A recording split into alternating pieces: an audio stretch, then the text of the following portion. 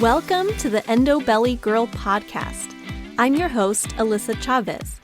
I'm a nutritional therapy practitioner and restorative wellness practitioner on a mission to change the way that we support women with endometriosis. Endo is a full-body disease that impacts your mind, body, and spirit in countless ways that aren't often addressed the way that women truly deserve. We are here to talk about all of it.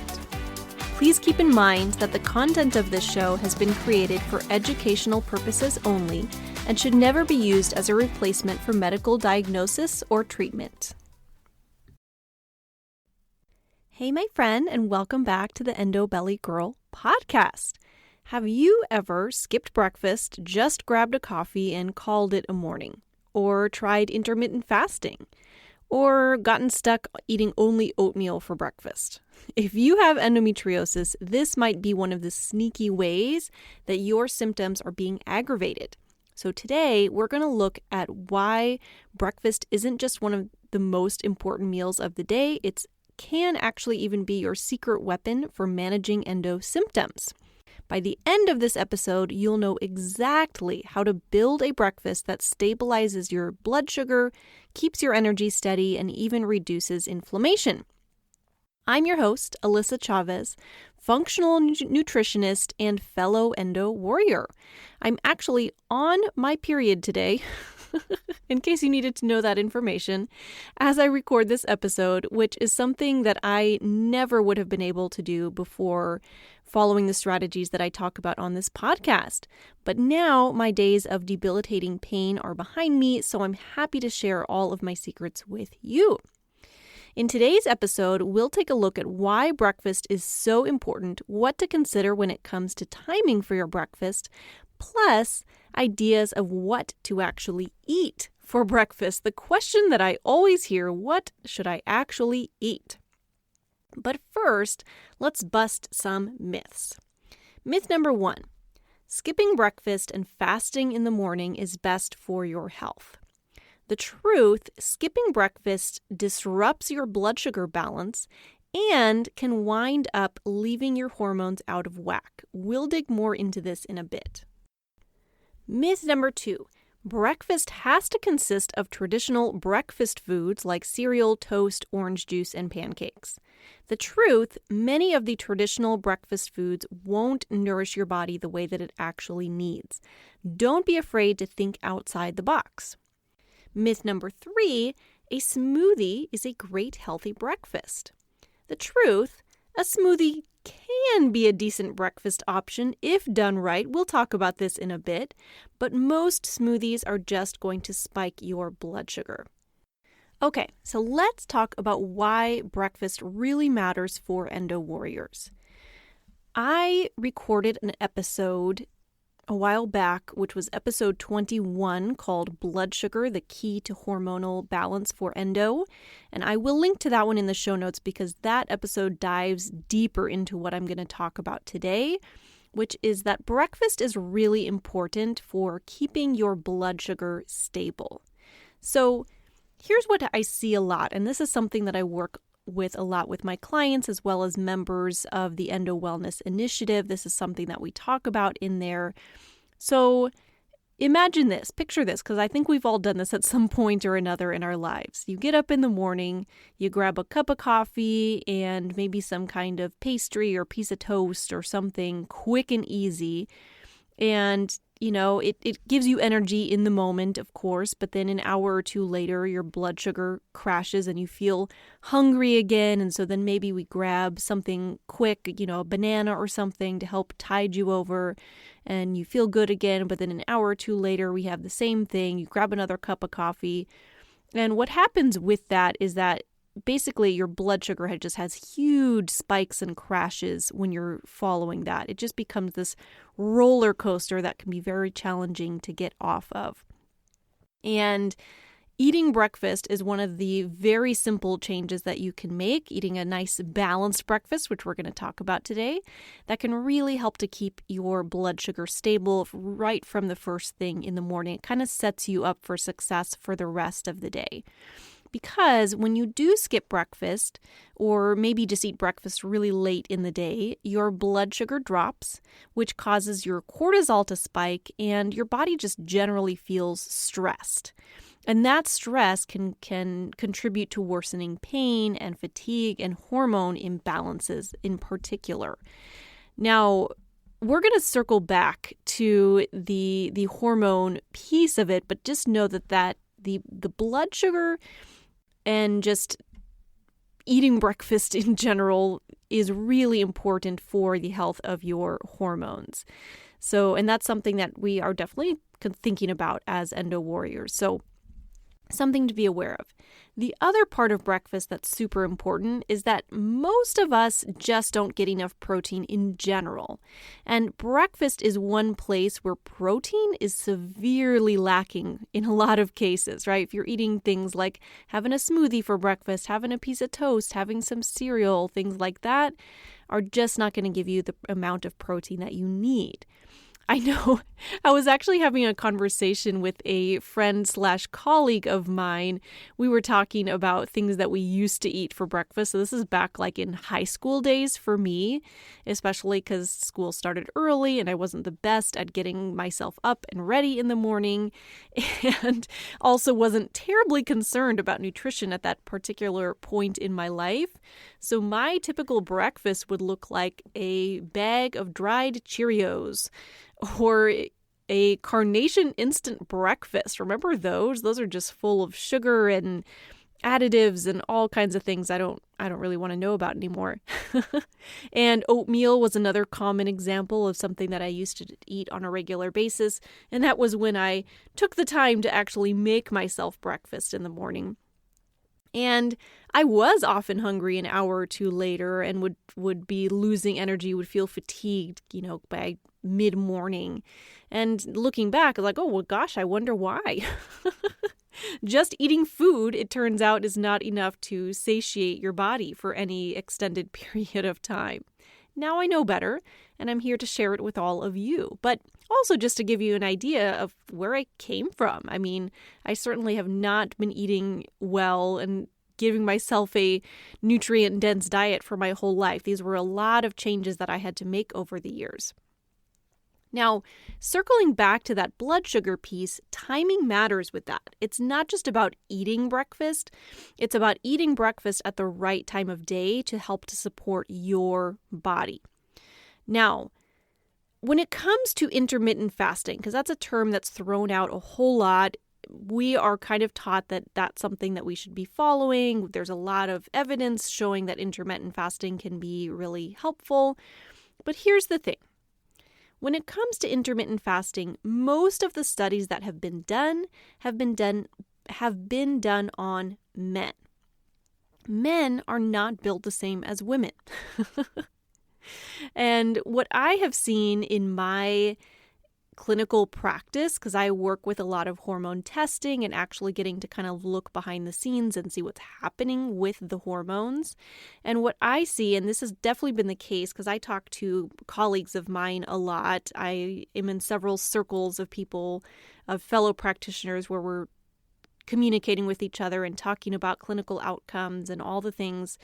And it's something that we see time and time again is that women, cycling women in particular, who are intermittent fasting, also just hormones have gone haywire when we look at them on test results. And, it's one of those things that you kind of just have to listen to the evidence at hand. And honestly, it makes sense to me just knowing how things work in our bodies.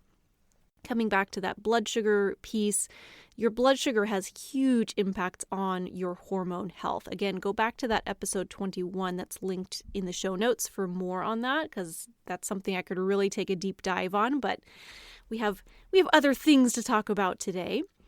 So my general recommendation is to, at the most, take a 10 to 12 hour fast overnight. And have the fasting part be in the evening before bed rather than in the morning, because that will have more positive impacts on your blood sugar. Now, 10 to 12 hours overnight is really not that much because we are generally sleeping about 8 of those hours, give or take. So that may just mean you're stopping eating maybe 2 hours before bed, going to bed, and then eating shortly after you wake up in the morning. So really, truly, not even that big of a deal. When you do wake up, your goal is to eat breakfast within 30 minutes to an hour of waking up. If for some reason you can't stomach eating a full breakfast quite that early, at least eat something. Have some kind of little snack with protein in it. At least have some fat in there to help to keep you satiated, keep that blood sugar stable so that you don't have that crash in the morning because you haven't eaten anything. So eat something within 30 minutes to 1 hour of waking. Also, you want to think of having breakfast before having coffee or caffeine in general. Caffeine really spikes that blood sugar, can have huge impacts on all of that stuff that we just talked about, the blood sugar and hormones and everything, our stress response. And we can really balance that out simply by reversing the order. Because I know that so many people tend to just get up and first thing in the morning have a cup of coffee. But what if instead you have some breakfast first and then you enjoy your coffee? Or in my case, I'm more of a tea drinker. I like my tea, sometimes herbal, sometimes caffeinated. But I will, if I'm having caffeinated tea, I will wait until after breakfast to have that because it does tend to really impact how much it impacts your blood sugar. The order that you consume things does matter. I also recommend having breakfast before any kind of workout. If you're somebody who likes to get up and do a workout in the morning, cool, awesome, great, but have your breakfast first. Doing a workout on a fasted body is just going to put a lot of stress on your bodies. And that's one big thing we want to always think of as Endo Warriors is reducing the amount of stress on our bodies. And just eating breakfast and eating breakfast at the right time can really impact that. Because remember, when you eat,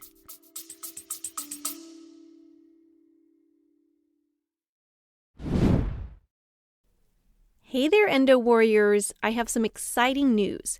Doors to the Endo Wellness Initiative are officially opening on February 7th, but only for 1 week. So that means you have until February 14th to join this incredible community of women who are taking back control of their health. If you're tired of struggling with pain, fatigue, bloating, and unpredictable flares, and you're looking for real holistic solutions that actually work, this is your chance to get the guidance and support that you need. Inside of the membership, you'll get access to on-demand content to help you custom tailor your diet to you, support your gut health, and more. You'll have access to live Q&A calls, personalized nutrition and lifestyle strategies, yoga and meditation classes, and a private support group, all designed to help you feel better and finally start thriving with endo. But remember, the doors close on February 14th, and I won't be reopening them for a while. So don't wait, head on over to www.endobellygirl.com/join, JOIN, to get all the details and join us. Now let's get back to the episode.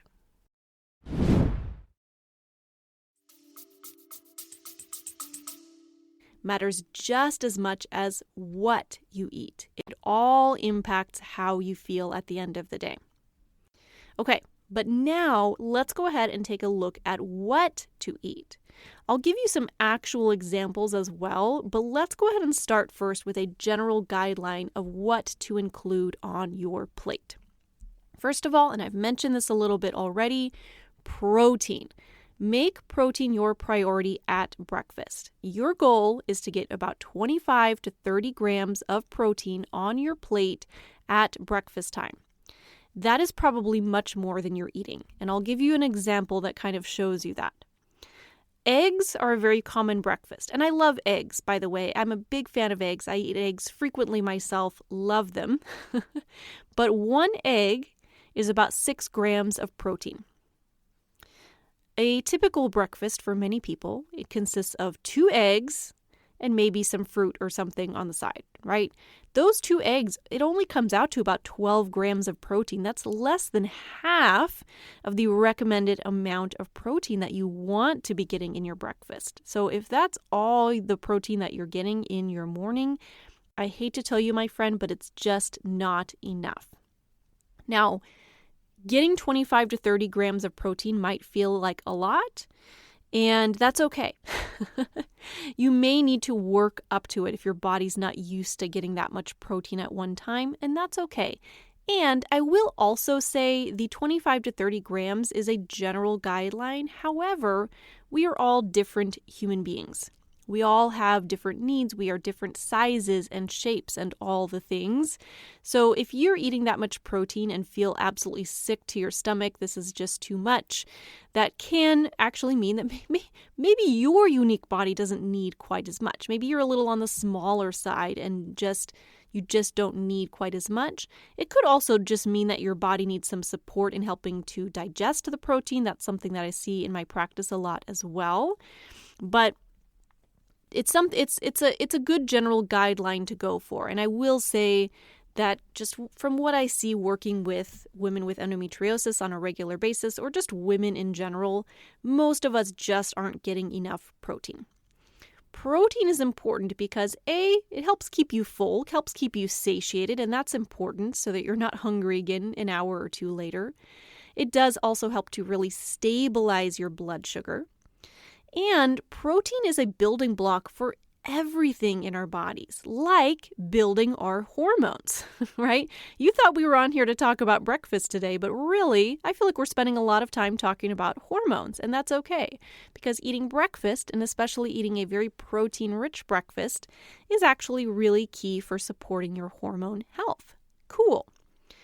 What are some sources of protein that you can eat? Eggs, big fan of that. If you're eating eggs, eat the whole thing, the yolk and the white, not just the egg white, because that yolk is full of really wonderful nutrients that we need in our bodies. So it's meant to be eaten as the whole. Just do it unless you know you have some sort of sensitivity or something like that, which is a different story. You can also do other forms of protein like chicken sausage, ground turkey, bacon. Really, any kind of meat is just fine. Doesn't even have to be a traditional breakfast meat. Whatever you like and resonates with you. Second thing that you always want to include on your breakfast plate is veggies. Now, veggies might not be top of mind when you think about breakfast. I know oftentimes when I talk to people about including veggies in their breakfast, they look at me like I'm a little bit nuts.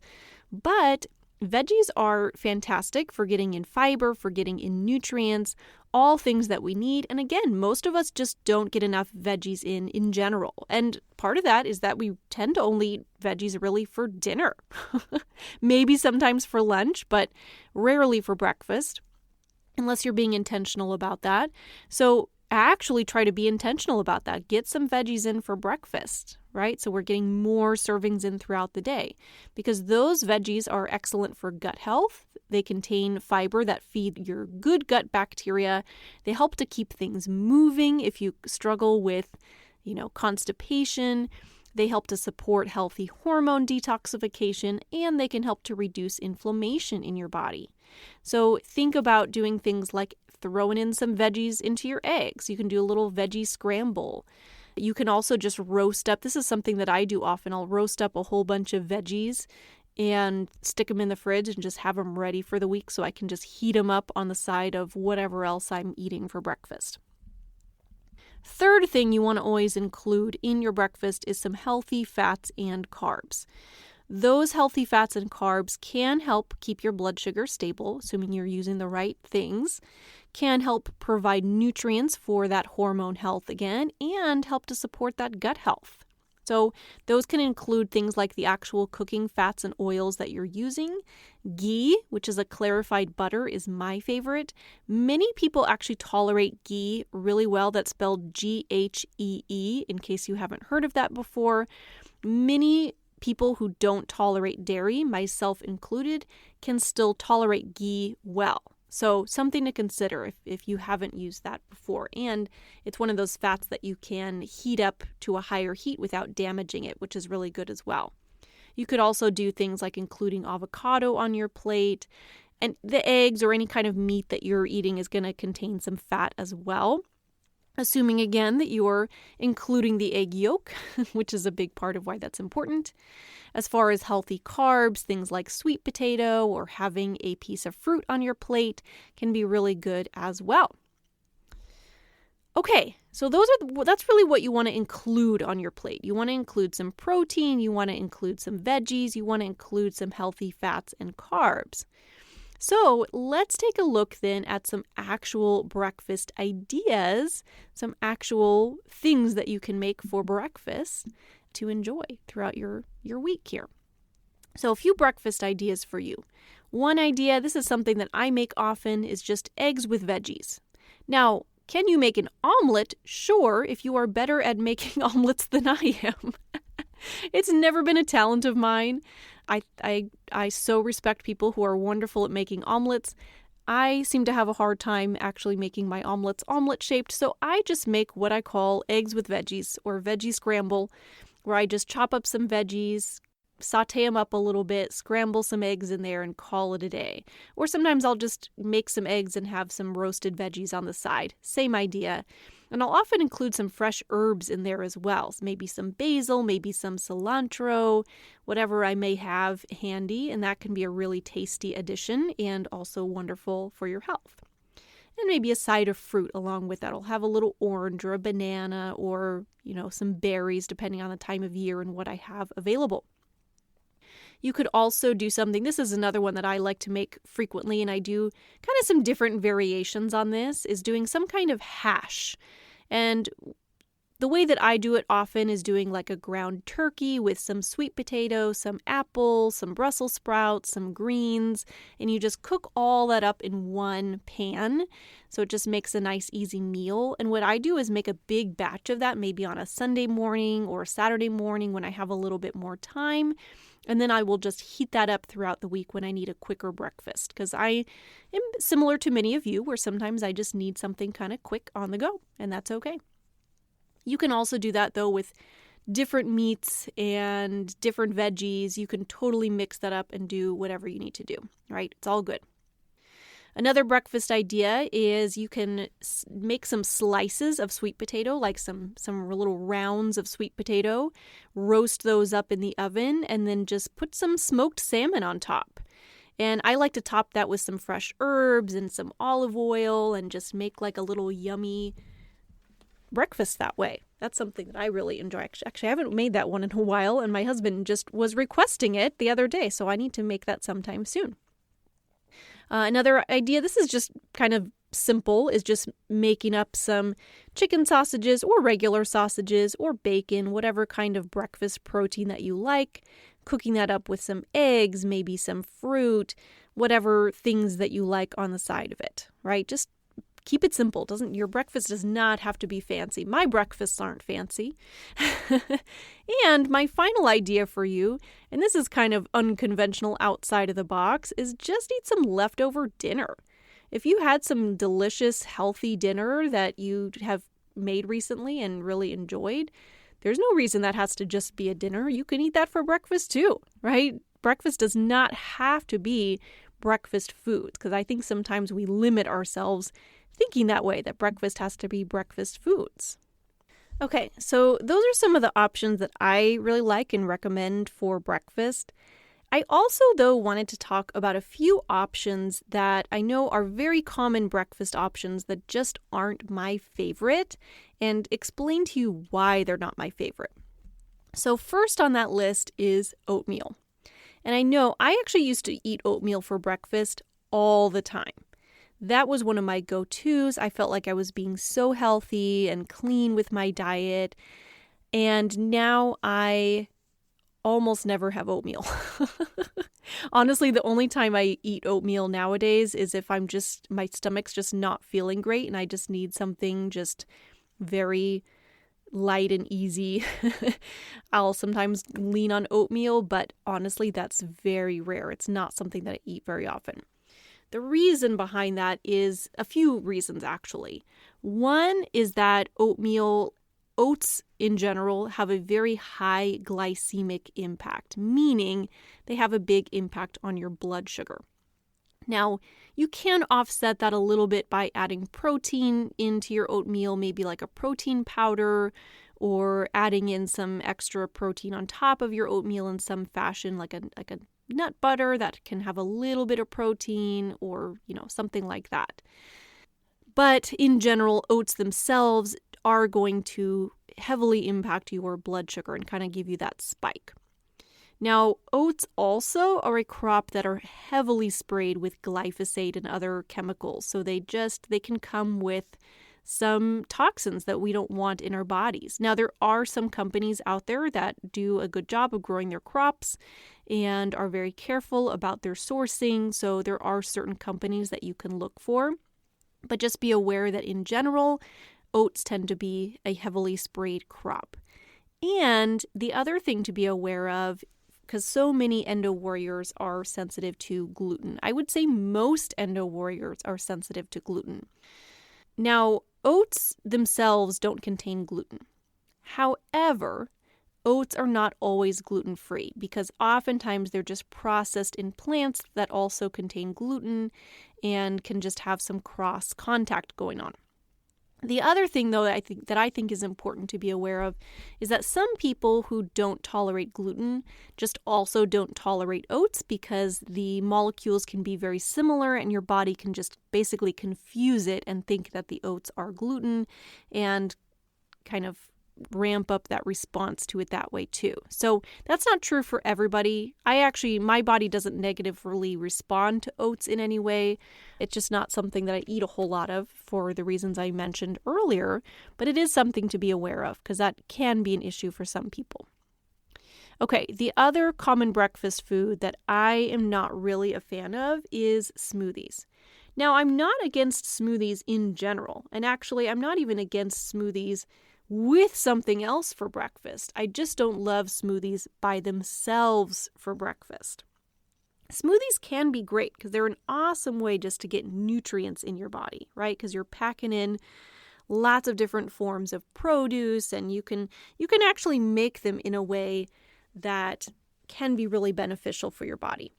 The reason I list smoothies is because, one, many people are just making, fruit smoothies that are just going to be really high in sugar and, again, impact your blood sugar. But smoothies can be a good option if you're adding things into it that can be more beneficial for your body, like adding in a good quality protein powder. I really like the brand Equip. They actually make a protein powder that contains all 9 essential amino acids, which is great. So that can be a good option to add into your smoothie to add more protein. I know this one may sound weird to some people, but I like to add veggies into my smoothies as well. And sure, that can be greens like spinach. That's kind of a common one. My favorite as of late, actually, though, is frozen cauliflower rice.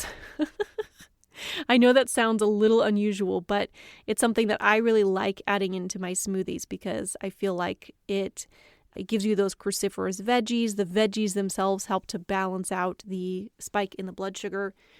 And the other thing that I always add into smoothies when I'm making smoothies is I like to do healthy fats. So I'll add in some coconut oil or some nut butter or something like that to add some healthy fats into the smoothie as well, which is really important. So smoothies can be good, although if you are making smoothies, I recommend being really intentional with what you're putting into them. And honestly, I recommend just pairing them with some actual food that you're going to chew at the same time. So maybe it's an addition to your breakfast and not a breakfast by itself. And the third thing that I wanted to talk about is yogurt. Now, true dairy yogurt can actually be a really good option if you tolerate dairy well. I think it actually has a lot of health benefits. It has some good probiotics and things in there. However, many Endo Warriors, myself included, don't tolerate dairy well, at least cow's dairy. I actually have found for myself that I can tolerate some sheep or goat dairy, so sometimes I'll do some yogurt in that form. But the cow's milk version, which is most yogurts, may leave you feeling more inflamed if you don't tolerate dairy well. So something to be aware of. If you do tolerate cow's milk and can do like some Greek yogurt or something, I actually have no issues with that at all. The only reason I bring that up is, like I said, many Endo Warriors just don't do great with that. And then there's the non-dairy yogurts, which are fine. I eat non-dairy yogurts myself, but I think the important thing to remember there is that the non-dairy yogurts are usually made from coconut or from some kind of, cashews or almonds, and they don't contain very much protein. They tend to be very low in protein. So that by itself is probably not a great breakfast option. Again, if you're having it along with some other source of protein, great. And also you want to look again at sugar content. I noticed that especially the flavored yogurts, so if you're getting just like a plain yogurt, those can be much lower in sugar. But if you're getting, a strawberry yogurt or blueberry or something like that, those often have a lot more sugar added. So just pay attention to that on the label. Okay, those are my thoughts around breakfast, my friend. So just a quick little recap on that. To set yourself up for a great day, eat your breakfast within 30 to 60 minutes of waking. Include 25 to 30 grams of protein in your breakfast. Pack in some veggies and balance it out with healthy fats and carbs. This simple routine can make a big difference for managing your endo symptoms. So take a look at your breakfast habits this week. Try one of the ideas that I shared and let me know how you feel. Share your favorite breakfast tips or favorite breakfast that you like to make on Instagram and tag me at Endo Belly Girl. I would love to see what's on your plate. Now, if you are looking for more support in this, these are actually all things that we work on together regularly inside of the Endo Wellness Initiative, which is my membership program just for Endo Warriors. I share curated recipes each week. We chat about this stuff in the community and in our live Q&A calls that we do a couple times a month. This month in the membership, if you're listening to this in real time, we are going to be focusing on supporting each other and up-leveling our breakfast game together, amongst other things. If you would like to be a part of that and join in on all the fun, if you're listening to this in real time, then you're in luck because doors to the membership will officially open on Friday, February 7th. So because I only open doors to the membership a few times a year, I like to spend the rest of the year actually focusing on my wonderful members inside of the membership as well as my clients. So I only open the doors a few times a year. If you're listening in real time, head on over to www.endobellyGirl.com/join, JOIN, and you can find all the information there. You can hop on the wait list if doors are not open yet. If you're listening to this in the future and would like more information as soon as doors open again, you can head to that same page, join the wait list, and you'll hear any future updates. All right, my friend, much love, and we'll talk soon. Thank you so much for joining me today, my friend. If you loved what you heard, be sure to share with a friend and subscribe so that you can keep coming back for more. If you are ready to take the next step towards getting to the root cause of your endo symptoms like endo belly, pain, fatigue, and so much more, you need to download my free ultimate guide to building your own endometriosis diet. You can find the link in the show notes or at www.endobellygirl.com. Until next time, my friend.